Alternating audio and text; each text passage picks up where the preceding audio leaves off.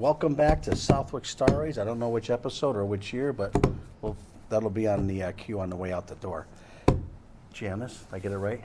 Hall. Correct. Janice K. Hall. Janice K. Hall. What's K stand for? King, my maiden name. I thought you were a queen, but okay.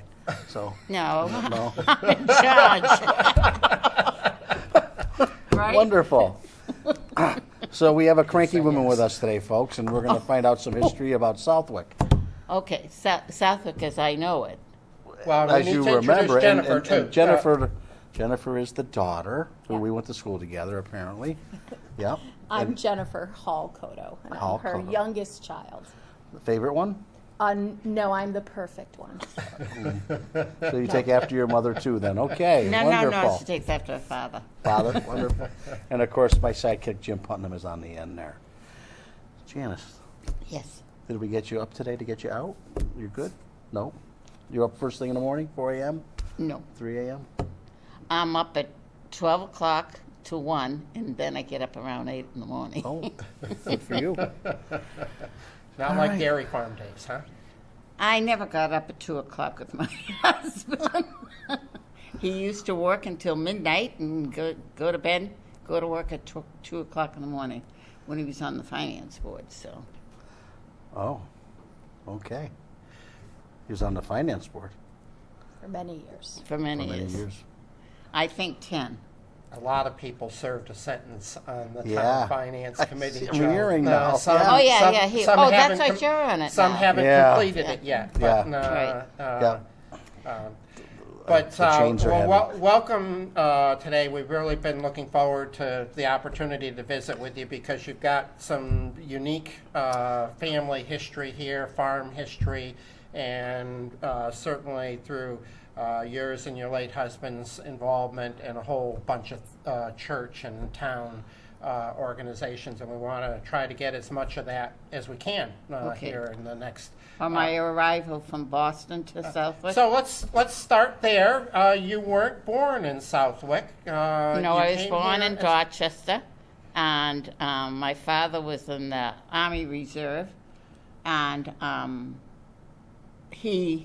they built the projects in Charleston down the street from Bunker Hill, and the reason we got in is because they didn't have any money in 1939, and so my family was able to get an apartment there. We lived there until my father made too much money, and we had to move out, and we went to Burlington, Massachusetts, and then my father was, he worked for Dennison Manufacturing, which, your tags you get on your clothes, Which is Avery Dennison now. and he was the one that helped make it, and then he serviced it, and he opened up Western New England. So he had New Hampshire, Vermont, Massachusetts, and Connecticut. He became the sales rep for that region. So we moved out here, and I have a great story about moving out here. My mother came from Newfoundland off a farm, and so it wasn't a great story to her because she knew all about it. But you know where the Bradford house is on 57 going towards Springfield? Up near where Calabrese's is, correct? Yeah, Yes. up a Yeah. little bit further. The brown house, Yeah. the farmhouse, they had dairy cows in the second floors where they pushed the manure out the barn, and it was 2 stories down.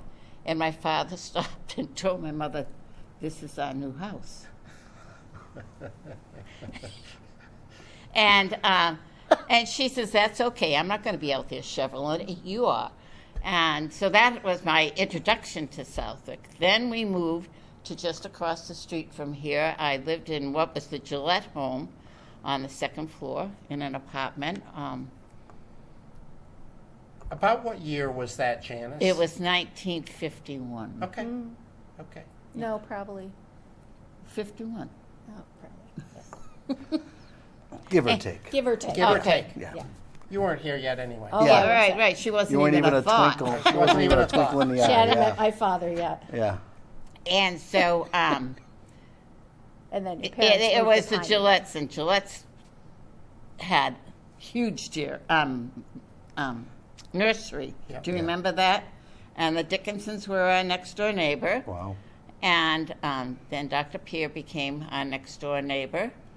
And that's where I started loving Southwick, because I could have a garden, which was already planted. All I had to do was weed it. And I went to school here. So the So, library was there back then, right? Oh, yeah, I'm not that old. so what year were you in school when you moved here, Janice? What- I was in 51. I was in fifth. I had Mrs. Kellogg So here in this building? in this building, Yeah. Mrs. Benway, Mr. Katsafikis before he became the principal of the school. And then, because there was no high school, I went to Westfield High. Right. So I went here in the early 50s, and then I went to Westfield High and graduated in 57 from Westfield High. Okay, well, I'm going to put that part of the story on hold. We got your early years kind of outlined here, and some of your teachers and so forth. But now let's talk about the farm, because that's going to be That's the a big setting. jump. That is a big jump.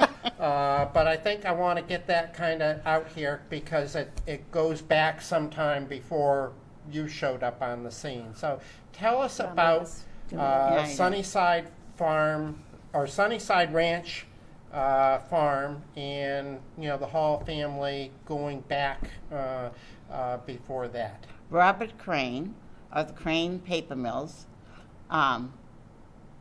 was not really into making currency because they already were making so much currency, and he bought the land after the main house was on Broad Street. Is that Broad Street? Or you're talking about Mill Street. Mill Street, Where excuse Janice- me. where Janice I is knew it centered. wasn't the right one. And that was the main house. And he and his brother were having, so he wanted to have a farm. And plus he started a dog racing and he started horses. In the barns, the most beautiful thing in the barns are the cherry stalls for the horses. They were gorgeous. And everything else at the time was falling down. So Bob Crane bought this, and then he sold it to a potato farmer from Maine. The potato farmer went bankrupt, and he made erosions. If you go down Sunnyside, you know how it rolls. Well, it really rolled, I guess, and it took the Halls 5 years to get the erosion at a better stance. So there was a kind of section of different people going, because after the potato farmer kind of went out, there was, and I think you guys have heard about this before, there was some talks of maybe the big house that we grew up in was going to become a hospital of some type. Oh, really? And those things, I think they went on to build Belchertown, or I can't remember which one. Wow. And so when it became available, was pretty much so after World War I. And my great uncle Herbert, which was my father's uncle, he was a captain in the army. And when he came back from World War I, he went out to Chicago, made some money out there, not really sure, came back to Western Mass, and basically with his parents and my grandfather bought the Sunnyside Ranch. No, but the grandfather. Well, yeah, H. Peter. H. Peter. My great grandfather, my great uncle purchased it for my great grandparents. So I just want to leave a timeline here. So that was just after World War I, so probably around 1920. It was the 20s. Yeah. Yep, Yes, okay. sir. Wow. And when did Cranes own it? They built it. They built it. When did they build that? In the 1890s, and the house was built in 1900. Okay, The so house that we lived in. so they didn't operate it for that long in the big scheme of things, No. probably. But they did operate it as a dairy farm, or just with the No, horses? he had where if you go golfing, you know where they keep the carts in the back, Yeah. the golf carts. That's where they had the dogs for the dog races, And then the horses were kept in the barn, and that's what he really was into. And just to have a beautiful estate around. And then, I don't know why they went to Dalton, but they went to Dalton, and that's why they left, and he left at the same time. Okay. And then potato farmer after that, probably not very long from the sounds of it. Unfortunately, he went bankrupt. Went bankrupt, did not treat the land well. And so the Hall family comes in The 20s. Early 1920s. I'm not trying to be painstaking here. I just want to have some No, dates that's okay. that we can understand. And then it was 2 years recouping the land, and the cows came from Mount Hermon. And so that was pretty funny because they brought the cows down in the train, and then from the depot in downtown Westfield, or on the north side of Westfield, they were herded. Cattle drive. Yep, they had a cattle drive up Elm Street. Wow. So, That's I wish there was a picture of that. That would be rather. there rather fun. probably is, but in our last move, the pictures got Yeah. missing someplace. We have to Yeah. put all the pictures together. Yeah. So that was Phil's grandfather And his uncle. Correct. that started. There was- and did they give it the name Sunnyside Ranch, No. or was that from the Cranes? That's the crane. Okay. And Yeah. so I've always wondered why it was called a ranch, not a common term here in the northeastern United States, and it was because of the horses, probably. Yeah. Yeah. And I think that's what he was trying to do, is to be like Minnesota, Yeah. be big out there. His brother was in the interim of dying during that time, and his brother did die, and that's when Robert took over Crane. So now Phil's grandfather and uncle have taken over the farm, and they bring the dairy cows in, and so now we're off and running on the Hall family operating Sunnyside Ranch. So pick up the story from there. Herbert was a wheeler dealer, and he would come in the Boston train never stopped in Westfield until he started coming from Detroit to Westfield, and it would would stop, and he would get off, and then someone would pick him up at the depot, and the depot in Westfield, not the one here. And so he, Herbert would come, raise things and do all that. Then he bought the Bismarck Hotel, his uncle. And In Westfield. Okay. Where Soup's On you know used to where it is now, the Bismarck? I don't. be. It's where the Soup's On used to be. Oh, okay. The big Yeah, three-story. Yep. So he wheeled and dealed there. Then he sold it. He was always making a buck. But I forgot one thing, telling you at the beginning. When they bought the farm, they bought 2 apartment blocks in Springfield because there was the Depression was coming and stuff like that, and he sold those like fast, and they were mortgage free for about 2-3 years. So My Uncle Herbert was never really he never really farmed the farm. It was my grandfather and then, of course, my father. Yeah. So, So your grandfather was Philip K. Hall. Yes. Correct. And about when would he have started? When would he have reached adulthood and taken over the farm? About 23, 24. Okay. He got married. My grandmother, Hall, came from Winsted, Connecticut.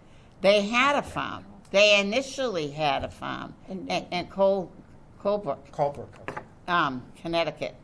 And This was just going to be a bigger farm. Yeah. a little bit bigger. A little bit bigger. Yeah. A little bit bigger. And there wasn't going to be a reservoir on top of it, but So, And I think something interesting, I don't know, now people might know it as the ranch. And it's very interesting that my grandfather, Philip K., had conversations with Jeff Cornish from UMass back in, we're figuring the 40s or the 50s, about turning the farm into a golf course. Really? So those were ideas that I didn't realize until the family later in the 80s and 90s investigated turning it into a golf course. And if you know, Jeff Cornish was a very influential person in golf course turf management. And they went to Crestview. Yeah. They did their job at Crestview instead. Yep. So, and my father graduated from Stockbridge School of Agriculture, and one of my nephews also graduated from the Stockbridge School of Agriculture. So there was kind of those connections with UMass. Before you just gave me another hook, but before we leave Philip K., anything you remember about him as a farmer? My understanding, by the way, and sharing a little inside family knowledge, my father thought of him as kind of a premier dairy farmer of that time. He passed it on to my family. Yeah. But that was one of the best dairy farms in the county in its time. So what else About Philip A? About Philip K. Philip K. Philip K. also was a selectman. He was a selectman during Prohibition. Oh. And there were a lot of stills around. No. Southwick? Really? I think down around the lakes or something. No. You know? That gentleman just left. Anyway. Yeah. So It could have been around some of his father's property. So, Yes, yeah. can we say, was he, sending the constables out to bust them up? Or No, was he would. he would. He would. Okay. He also was the chief of police because they didn't have a chief of Yeah. police Right. at that time. So, he Thanks. did that. And he, because of probation. Probation.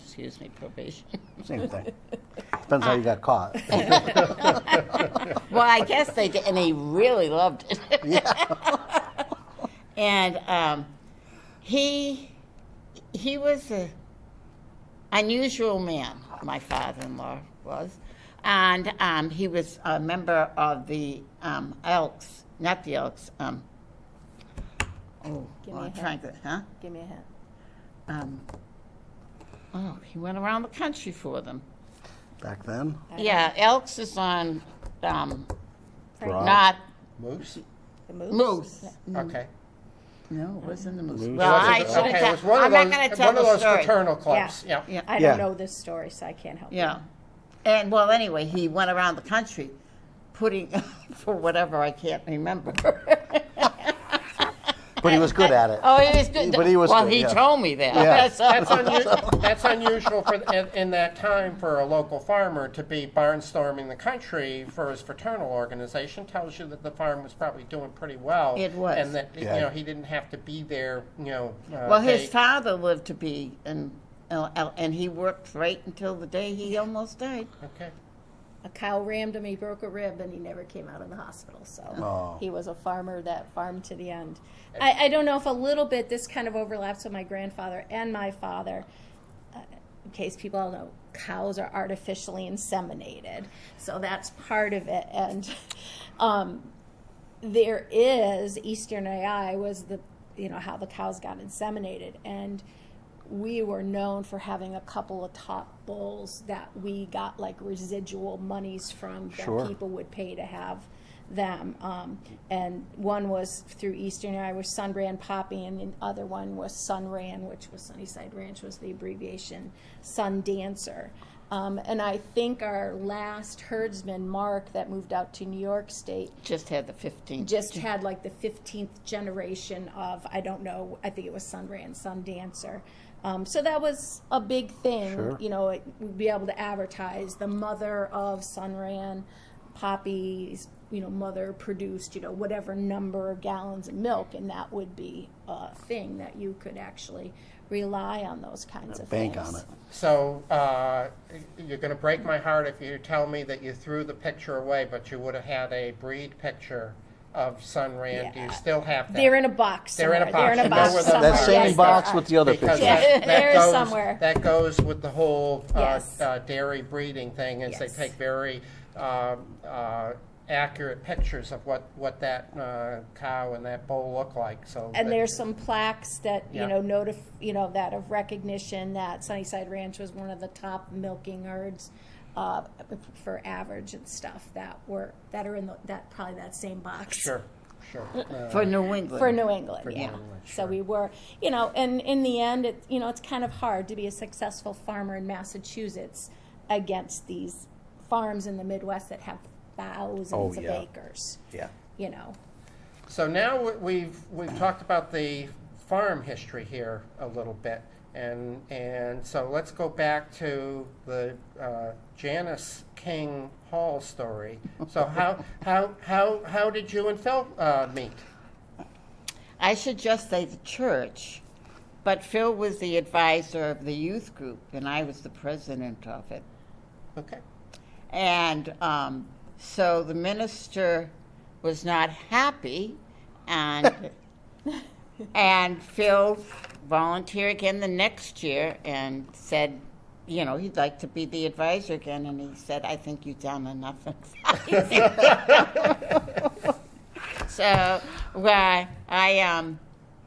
he took me for my 16th birthday, because my birthday is January 1st, and we had a New Year's Eve party. And then that was the end of it, Or the beginning. Well, No, it was the end of my other social life. yeah. Well, yeah. So that's a great story. So through Southwick Congregational Church. Correct. Then I had a wonderful voice, I thought, so I joined the choir. And how did that turn out?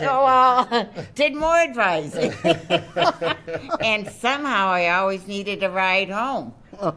By Even though this, she lived across the street from no, the no, church. no. I lived at Fernwood Park by by then. It gets cold Yeah. on Yeah. College Highway in the wintertime.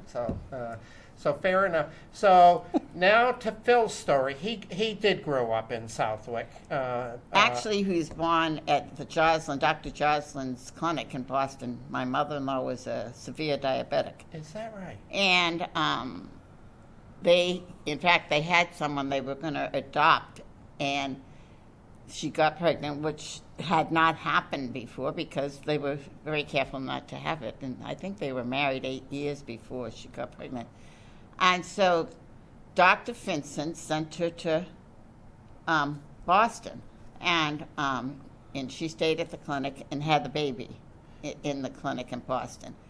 But yes, his mother came back here to the farm. He grew up in Southwick, Yes. born at the Joslin Clinic, which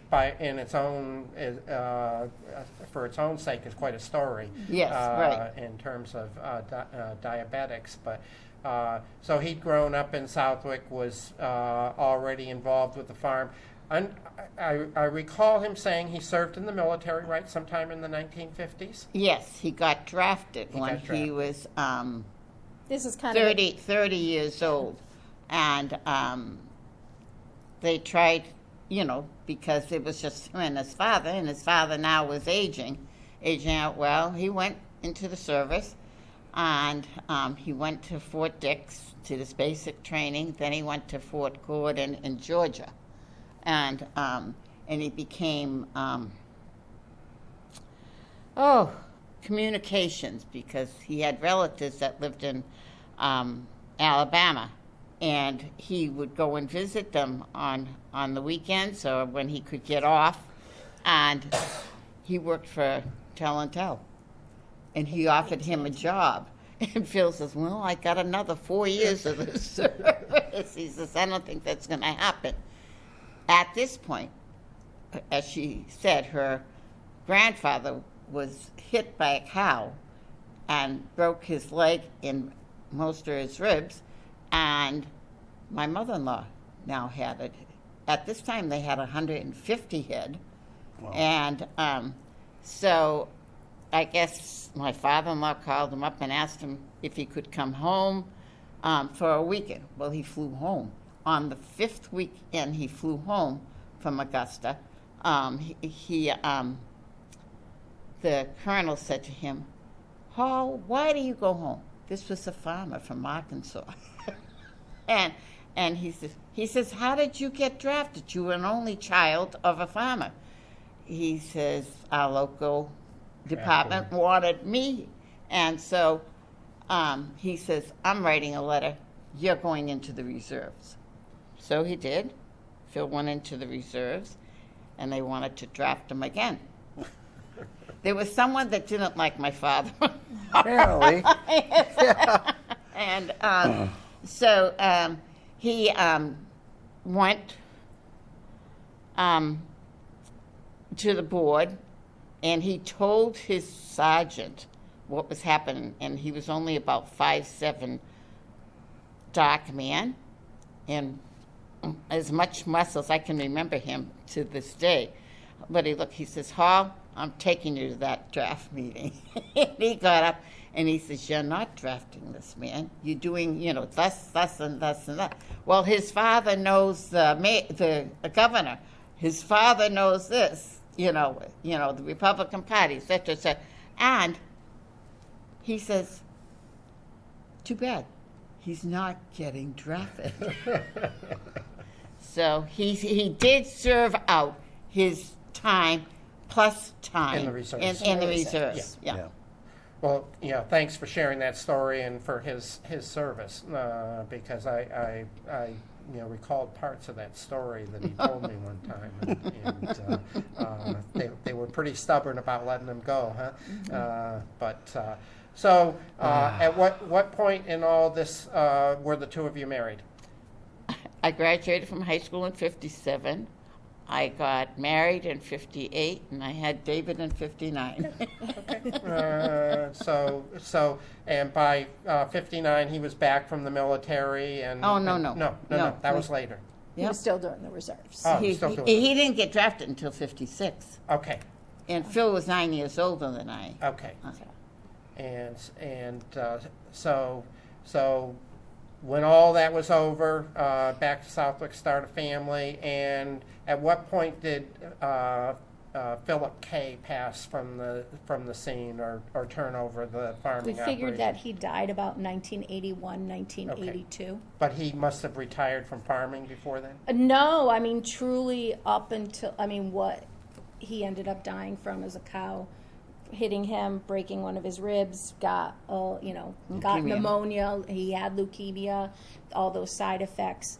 That was a rough time for the family because everything, 350 acres, like 5 farm buildings and 2 houses were all in Philip K.'s name, and maybe my grandmother's. So there was probably about 5 to 7 years that the family was at risk when you do inheritance taxes and stuff of losing it. He would have lost So, it went immediately into my grandmother's. Her name might have been on everything. But now my grandmother had enough recollection to say, "Hey, we better figure this out before I go, Phil," and started transferring stuff into my father's name. But the real estate taxes, that it took a lot of creative things to do to get it into my dad's name. And that was a scary time for all of us. And a little side note about this time was when I was going to college, and the first year, got all this financial aid because it was all in my grandparents' name. The next year was all in their name, and I did the FAFSA back at the time, and came back and they said, "Your family can provide over $15,000 a year towards your college education." They made a combined income of $13,000. And so my changes in college that's how I ended up at Westfield State. So, So that's some interesting things. Those were a few learning years, I guess, financially being a farmer. So I'm going to ask you the same question in a moment, Janice, but tell us about, some highlights or maybe a story about Phil's farming life. So he milked cows twice a day, most days? He liked being outside. Okay. He did the morning milkings, basically, because they started at 2 o'clock in the morning. at 2:30 in the morning, and he would come in the house at 8:30, 9 o'clock, and eat breakfast. And if I stopped or interrupted his breakfast, that was not a good thing. And so he was on most farm, like Farm Bureau. Yep. Agromat, setting up of Agromat, and most farm issues. He was on them, and he managed, because when Phil turned 50, he had a massive coronary and tried to leave us. And You would have none of that. Oh, I had none of that.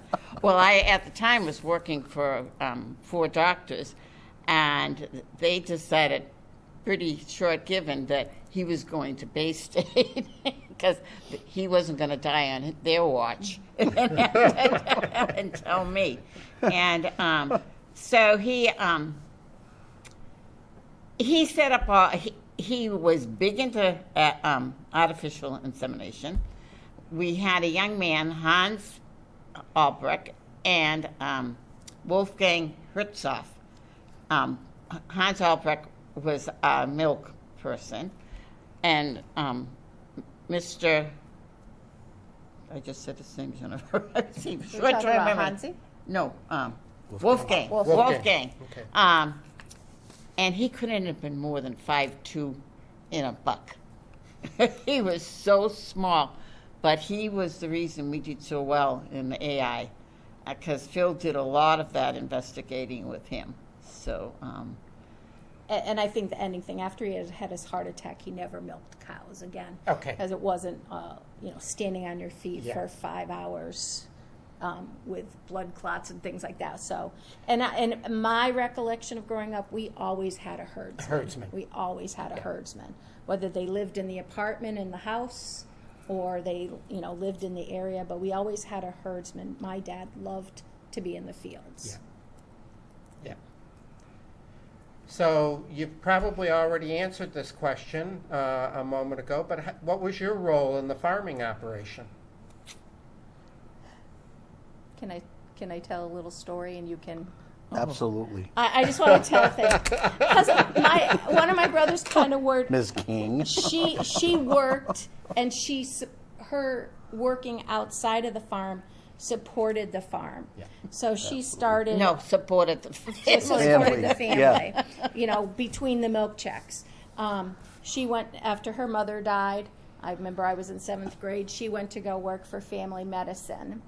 And how long did you work there? 10. She worked 10 years at family medicine, decided, I don't need to do this anymore. I think the farm was doing a little better. She didn't need to work outside the farm. She came home, and this is the classic story of her. Since she wasn't working, it was September, harvesting time. So my dad asked her to drive the tractors. Sure. And if you never saw our big, huge pit where the cow corn went into, it was huge. It was It was like a silo. It was a silo, but it was a cement silo. Backing it up into, she was, go out in the field, get its stuff, back it up, and she must not have done it right. And Joe, you never met my father, but Jim, I think maybe you need to go back a little further, Janice, and get a little closer so we don't have to push it back. She got off the tractor, walked into the house. And never did it again. And 2 days later, she was working back for another doctor. So Are you telling us that she quit? She I quit don't know. her farm job and yeah. went back to the doctor's office. That's a great. No, story. he called me. Yeah, the doctor did call, Yeah. but it was Yeah. perfect timing. And Yeah. you were shrewd enough to know that you were one step away from getting fired anyway. So I don't think he would have fired me because he liked his food on the table the way it would be. But in my role at the house was a caregiver, and we had several people. Do you remember the Tollies at all? Yes. And Nancy worked in the probation office and every time someone came through that didn't have a place to go live, well, call up Janice. They got enough bedrooms. So I did about 4 of them. The last one, after the last one, I just, Nietzsche, not anymore. And then we had people from New York for the summer program that they would come and they stay on the farm for most of the summer. Then we had a young man that came from Greece, and he worked for the American Farm Services, but he was really looking for a green card to come live. And he lived with us. And it taught my children a lot of respect, because I'd come home. I usually made all the meals on Saturdays, and then I'd pop them in the oven when I got home from school, from work. And I says, okay, come on, kids, it's time to eat. Where's Mr. Hall? He wouldn't eat without the Yeah. man in the And house. he would just sit there. The kids would eat, Yeah. and he would sit there and wait till Phil came through the door. Well, Phil might not stop, because he probably was going on to another He had an thing. evening meeting, yeah. Yeah. He had an evening engagement, so, yeah. So, but he was pretty, when he figured out I wasn't going to say, no, you can stay with us until you get a green card, I took him down to Village to talk to the young people down there, because he could talk to them in his native tongue. And, excuse me. And, but one of my children that I had is Tommy, and Tommy was the nicest young boy from Springfield. And I remember the first night they came, Phil coached baseball, and we were going to have a picnic at the farm for the kids on the team, and Tommy happened to come that night. So I said, Tommy, come on, let's go out and play with the kids. Then I had to go in and get things ready so it would be on the table. And Phil came in, he says, have you seen Tommy? I says, what are you talking about? He says, have you seen Tommy? I says, did you lose him, Phil? Well, he snuck in the house somehow and was upstairs hiding under the bed, because he was black, and he was the only black kid there. And I think it was the first time he had experienced being there. And Yeah. But Tom used to come for Thanksgiving, and he would come again the next summer and stuff, after he found out that we didn't know what color his skin was. So And I always knew, it was a big house we grew up in. We always had people staying with us, always. How many rooms were in that house? 14. 14. Okay. That's inclusive of the apartment. Yeah. Okay. But it was a big farm, Yes. big old Yeah. farmhouse, and the Cranes had built that. Yes. Correct. Yeah, probably as a guest, guest No, house. he lived there. He lived They there, lived but There's rumors, but I'm not going to tell you why he built it. So what did you do on the farm, Jen? So I actually didn't do that much, maybe clean the calf. I think maybe my dad was old-fashioned. He didn't expect us females to do much around the farm. Well, your mother set the pace years ago. Yeah. You got that. She definitely did. But I will say, when I did finally work on the farm, I used to work at Jones's Market. And after a couple years, I kind of had it. I was just like, I don't want to do this. I think I cut myself on one of the slicers. Then I was like, I just can't. And my dad's like, well, you could never quit something unless you had something else lined up. He says, I can justify you quitting, but I need a cow milker. So through my college years, I milked cows. There you So go. that was an interesting thing. And my first major in college was psychology, and had to do a behavior modification testing thing. And all my friends were doing it on little kids. Well, I didn't have any little kids. My brothers hadn't had kids yet. And I did it on the cows. They used to feed the cows grain in the milking parlor, so that was always the incentive to get the cows into the milking parlor. But they had a new system, and the grain, they had magnetic things, and they'd go up and it would disperse it. I said, Dad, I think, can we try something? The cows can't go near the grain feeder until they go through the milking parlor. Do you think they'll be able to learn that? It took probably about 2 months, but they did. They did learn that they had to go through the milking parlor to get out the other side to get to the grain feeder. So that was my short-lived time of working on the farm. So, well, that's significant. So, I'm going to take a little detour off of the plan here, but we talked a couple of interviews ago in excruciating detail about picking tobacco. Yeah. So, Yeah. nobody listening to this probably has ever seen cows milked in a milking parlor. So, can you kind of, as you recall it, walk through what was That's involved in usually- that and what you did? Because it's kind of an interesting thing, and that's still how cows are milked today, just in Yep. larger milking parlors. I was But- I was very lucky. You know, I would go down about 3:00 in the morning. It took me longer than the other people. I think I just wasn't as strong. I wasn't as quick.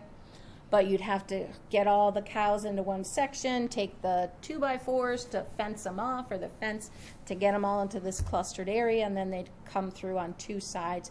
And we don't have to talk about.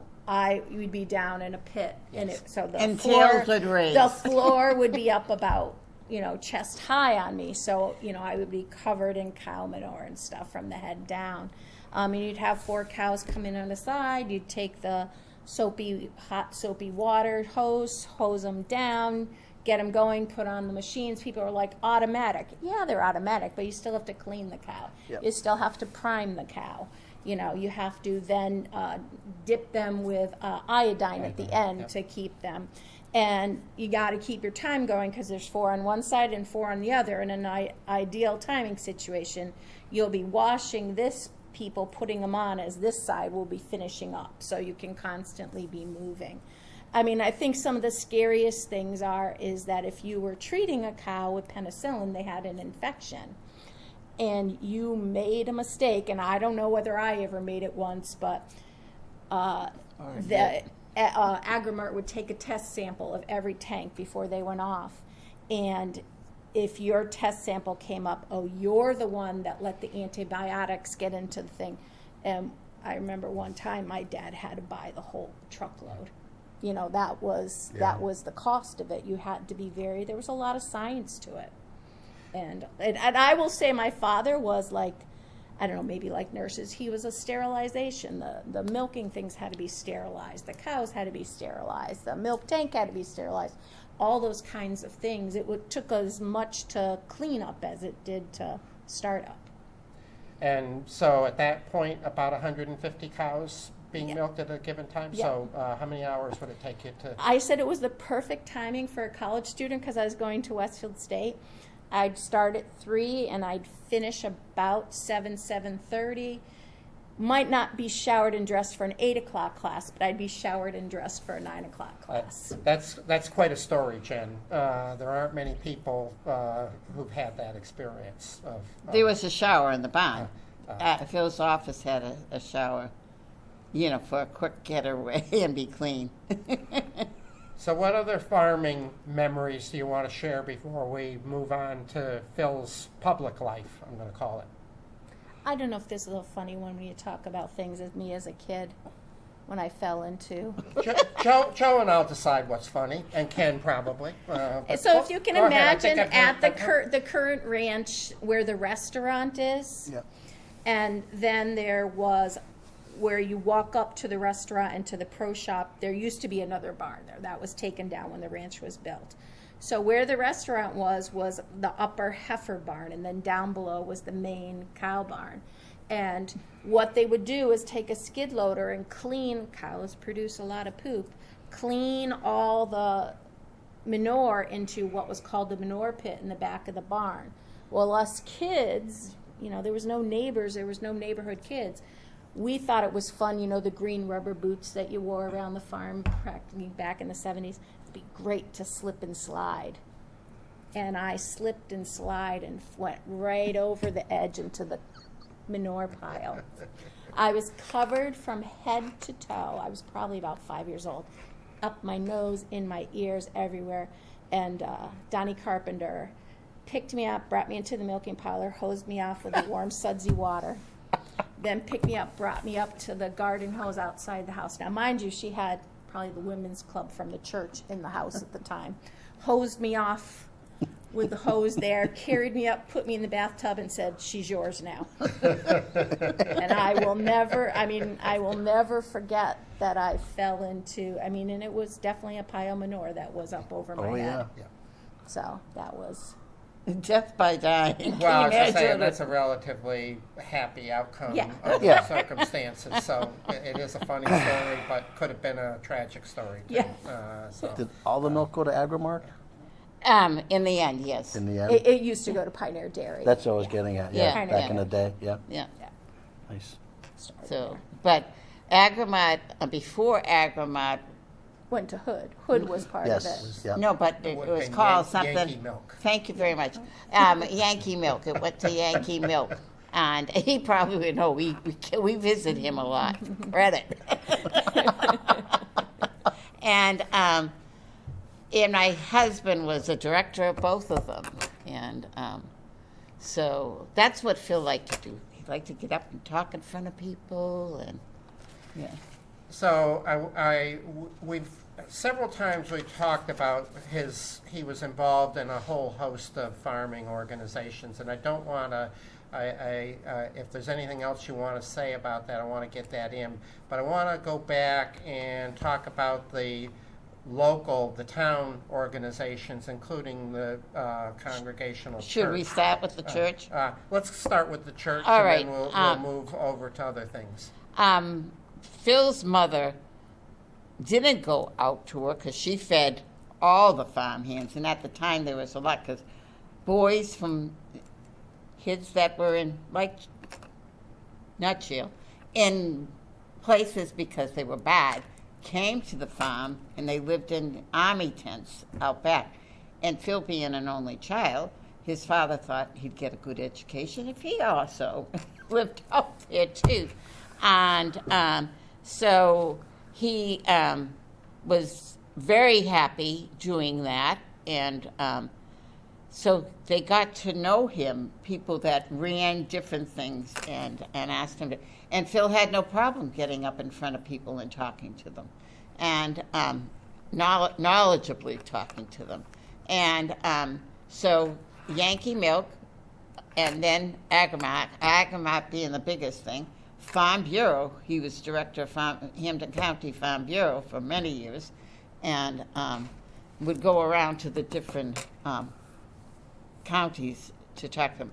His biggest thing at that time is that he was a speaker several times at the university. It now became not Stockbridge, but the University of Massachusetts, and Phil was basically a speaker for most of them. And that was a good gig.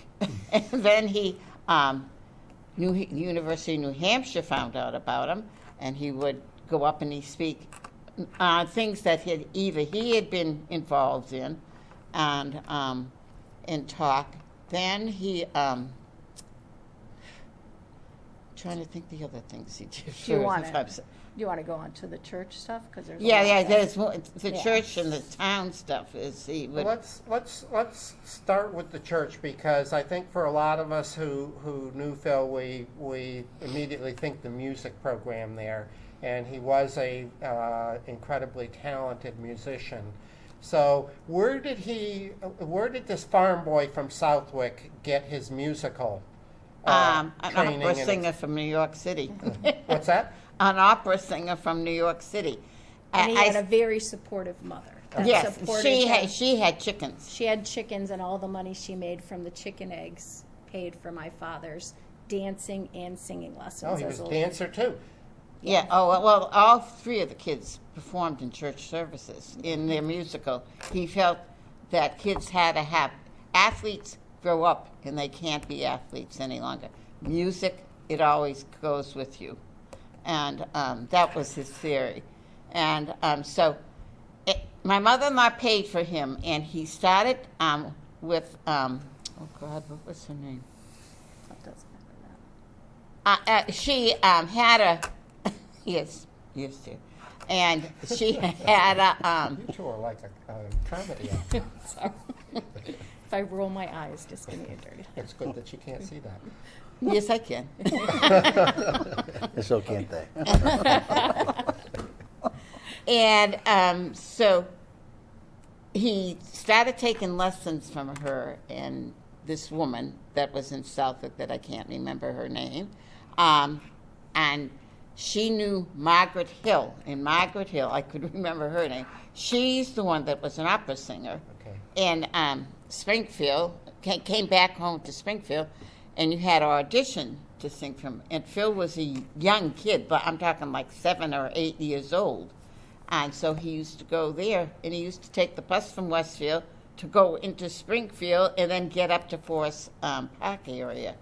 And he took lessons from her until he went to college.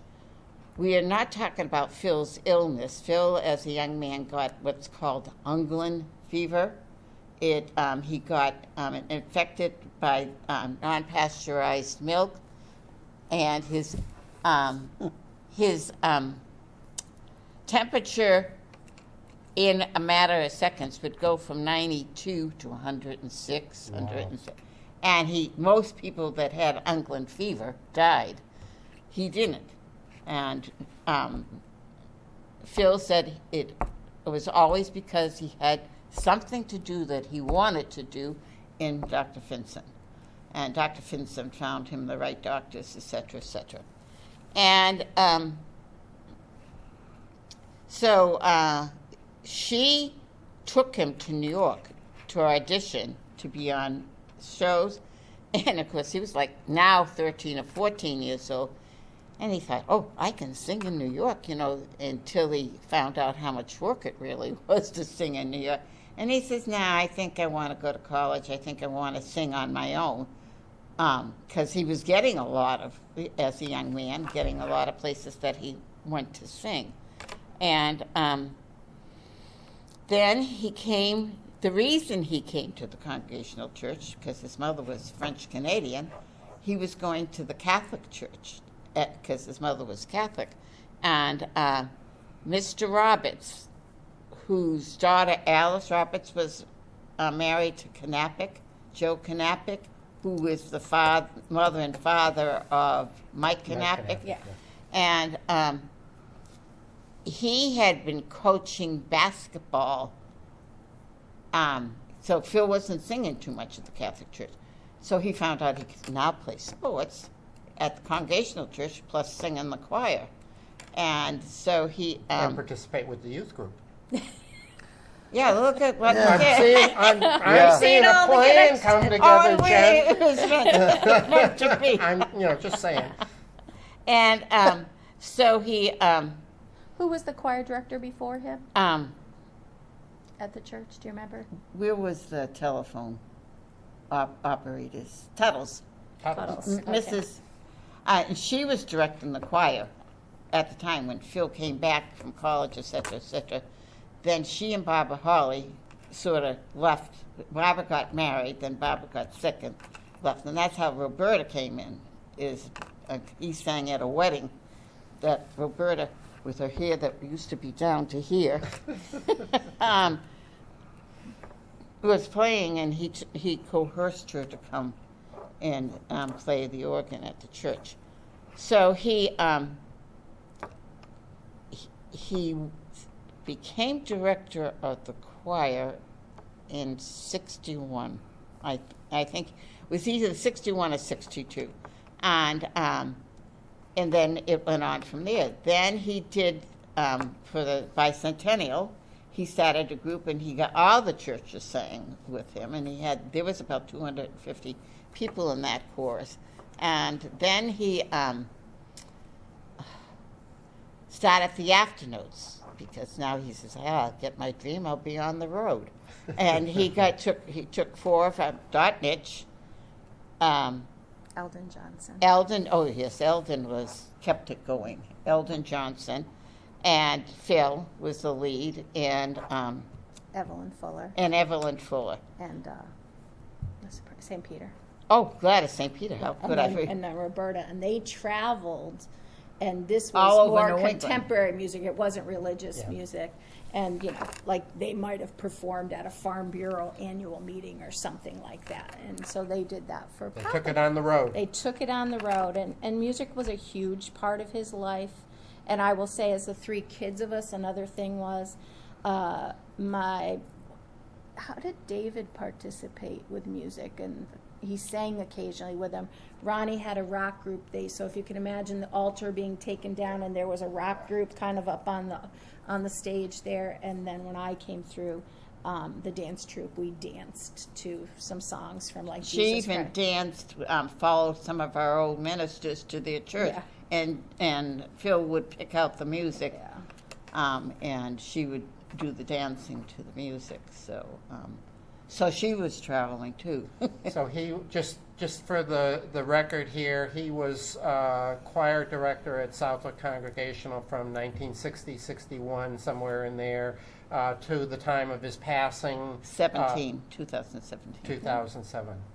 17. 70, okay. 17. Okay, okay, gotcha. She's Would not you a- like to be one of my kids? And I think you know from your experience another thing. Once you're a moderator at the Southwick Congregational Church, you're the moderator for a long time. So he was also the moderator for many years at the church. And chair, when I got there, chair of the finance committee. Yeah. Yes. And I think they used to, they never told any of us fresh meat, but they had kind of a plan, because I was fine with going on the finance committee, but then a year or two later they said, well, now you're going to be the chair of the finance committee. And I said, well, I'm not sure I signed up for that. And they said, oh, yeah, you know. Yeah, you that's- did. Did Phil you tell know, you? Yeah, Phil told me. Did he tell you the Yeah. next step is Yeah. the Well, treasurer, then the no, then he the never moderator? told me the next steps. I wasn't, I hadn't been there long enough to understand what the transition plan was. So also very involved with a lot of town activities. Southwick Rec Center, was he one of the founding directors? Not really. He Okay. just coached his Okay, kids. he coached his kids there. As they went along. And then he became a basketball official. So he did a lot with basketball prior. The church league was because of Jim Roberts. And he was a Congregationalist. And so that's how come Phil came here. And he... No, so he did a lot. Everything was kind of little tidbits. It was in his interest, but being a basketball official gave him a little cash in his pocket. Yeah. There was always those kinds of things. And I've often said, I don't think I knew growing up on the farm. I don't know about you. I didn't realize what a privileged life I lived growing up on a farm until now I'm an adult. You know, I knew when I grew up, nobody lived near me. The only thing I had was the cows, the cats, the And your dogs. brothers. And my brothers were 4 and 6 years older than me. But now I sit there and I think about, oh my God, I had all this open land. I could just go off for walks into the woods and She did. and She did. come back, or it's experiences that, like, I know my daughter will never have. So those were things, and we didn't always have money every day, but we never wanted for anything. never went without, We always yeah. had food. A friend of mine, and I won't get it right, but a friend of mine who grew up on a small dairy farm in, very rural Vermont said, we never went hungry. We always had a warm house, and we had, the whole town as our playground. Yeah. And the first part of it was we never had any money, but we had all those things, and life's pretty good, especially for a kid when you've got all those things. Yep. But, A lot of great memories. so, Town Finance Committee. He served on the Town Finance Committee for a number of years. I think more than 10, but I'm just going to say Yep. 10 and Yep. be safe. Yep. And then he made the lovely choice after Proposition 2.5 went through to go on the school Yeah. committee. He thought he could. And if you he- wanted to hear anyone talk about the school committee, you should have heard him. He wasn't happy when I became a teacher. how many years you think he was school committee? Only 2.5, because then Okay. that's when he was diagnosed with cancer. Okay. No, he had his heart attack. And No, that was no. Okay, no, he You had got to the- leave. He had to leave for health reasons. Yeah, right. Yeah. He had to take something off the plate. Had to take something off the plate. And his blood pressure was Again, I don't know high. how he found time to do all that stuff, but He just didn't sleep. He didn't sleep. That would help. But any other town activities that you recall that he did? He was on the bringing what happened in Granby, Connecticut on 10 and 202, the growth of the town. Okay. And the growth coming into Southwick. And that also was because of his sickness. Okay. So. And I just wanted to add a few things because we're talking with You her are. too. I know, I'm sorry. No, this is working nicely. No, it is actually, yeah. She, everybody will go around in the time, oh, I know, Phil, how your father was such a great person, blah, blah, how could your father? And my father didn't always have the most confidence, I guess I would want to say, but this strong woman here was the backbone. And I think of things when he would come home upset with something that was at church or whatever, she would talk him down and say, you're right. You made the right decision. You're doubting yourself. Did I make the right decision? And I also think of other things when she didn't take on a lot of things, but she was part of Dollars for Scholars. And she, with her group of people, brought up with people to Southwick. And that included having all these performers stay in houses and things like that. And that was Janice Hall. That wasn't Phil Hall's idea or anything like that. But so even though I made things like that, she was the strength behind his mouthpiece. And I think that is a lot of thing that goes on not seen. So. Well, and to paraphrase what you just said, complementary talents, right? For everybody who goes out and does church meetings and town meetings and so forth, there needs to be somebody to get them grounded when they come home, or nowadays it's when they read about what somebody said about them on Facebook, right, Yeah. Joe? It's like, calm down, It's too bad. It'll you're be still not a okay. selectman. It'll be okay. It's okay. Let's wrap up. This has been a wonderful conversation, and if there's anything else that we kind of missed, but I want to talk about your children and your grandchildren, because I know you're incredibly proud of them. So let's wrap up with them. David's number 1 child by birth. Ronald is number 2 child by birth. And then we had her. It was a blessing to have her, because I would not have a home today if it wasn't for her. That's Jennifer. Then I have 5 grandchildren. My oldest one is Chad. Chad is superintendent of Agawam Municipal Golf Course, and Justin is an environmental engineer for Landon's. He works for an architectural engineering firm. And then the next one is Elizabeth? Elizabeth Emma. She's amazing.